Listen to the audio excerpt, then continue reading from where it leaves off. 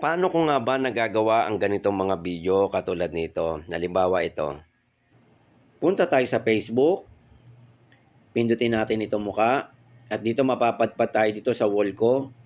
Meron akong pinost na video dito, maghanap tayo ng isa.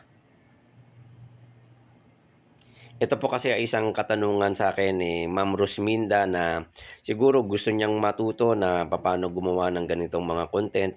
Kasi karamihan po ng mga content na ginagawa ko, yung mga pinopost ko dito, ay ganito po yung content na ginagawa ko na habang nagsasalita ako, ay ipinapakita ko dito yung mga dapat nilang gawin. Ito po yung tinatawag nating tutorial para na nag-guide sila, nasusubaybayan nila kung ano ba yung dapat nilang gawin at kahit papaano ay nakikita nila mismo habang nagsasalita ako dito.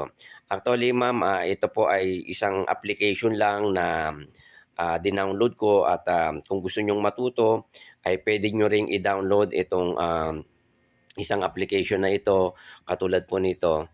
Yan, ito po yung tinatawag nating AZ screen recorder, no?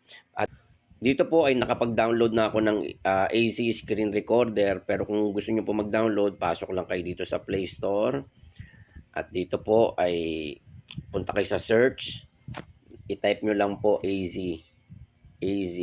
Yan, makikita nyo kagad sa taas, AC screen recorder. Pindutin po natin. Ganyan po yung itsura niya. Sa akin kasi naka-install na po siya. At makikita na po natin dun sa wall natin sa labas. Labas po tayo. At dito po yan, nasa labas na po yung sa akin. At hindi ko po pwedeng i-open ito kasi itong nire-record ko ay mag-o-off po yan. So bahala na lang po kayong magkalikot, no? Madali lang naman yung step by step dyan na gagawin ninyo. At ganun lang po yung gagawin ninyo para makarecord din kayo. Yan po. Hindi ko na po pinakita dito yung demo kasi kapag inopen ko po ito ay hindi rin siya gagana kasi nga magi-stop ito. Kailangan dito ay kayo mismo ang magkalikot na kung paano po yung step by step. Actually, madali lang naman gawin ito. Basta tingnan nyo lang yung pagkasunod-sunod niya at may mga guide naman dito paano po natin gagawin.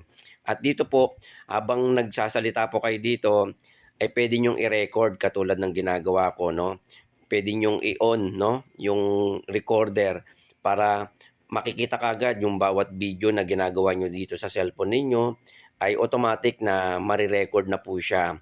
At pagka gusto nyong stop ay papasok lang kayo doon at pipindutin yung stop. Yun, nakarecord na po yung kung ano man yung ginawa nyo sa cellphone ninyo at makikita nyo na po doon. At i-edit nyo na lang po doon sa CapCut para napuputol nyo rin or natatanggal nyo yung mga salita na may sobra.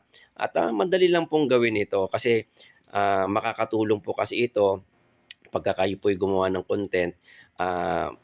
Dun sa mga baguhan gustong matuto ay pag-aralan nyo yung papaano gamitin itong application na ito. Madali lang talaga at hindi naman kayo mahihirapan dito. Kung gusto nyong mag-content na katulad ng ginagawa ko, ay pwede nyo pong gawin ito. Yan, sana po ay may natutunan kayo at pwede nyo rin pong ibahagi sa iba para malaman din po. Salamat po sa inyo.